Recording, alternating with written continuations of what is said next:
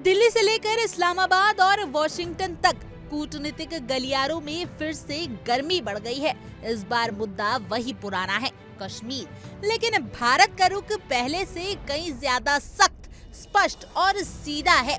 अमेरिकी राष्ट्रपति Donald Trump के 1000 साल पुराने विवाद वाले बयान और मध्यस्थता की पेशकश पर भारत ने तल्ख तेवर दिखाते हुए साफ कह दिया है, कश्मीर पर कोई बात नहीं होगी, अब सिर्फ पीओके की वापसी पर बात होगी। जी हाँ, आपने सही सुना।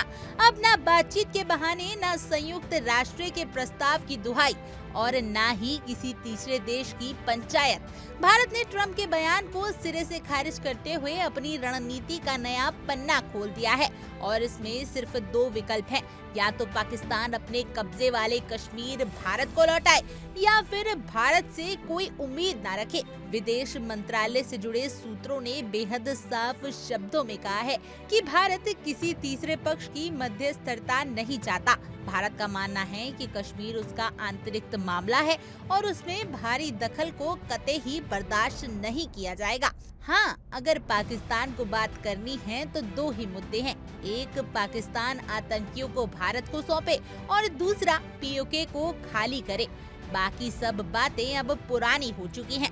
वहीं पाकिस्तान के प्रधानमंत्री शहबाज शरीफ ने हमेशा की तरह अमेरिकी की मध्यस्थता को गले लगाया और संयुक्त राष्ट्र प्रस्तावों का राग अलापा। इस्लामाबाद से आए बयान में कहा गया कि कश्मीर विवाद का समाधान यूएन प्रस्तावों और कश्मीरियों के मौलिक अधिकारों के आधार पर होना चाहिए।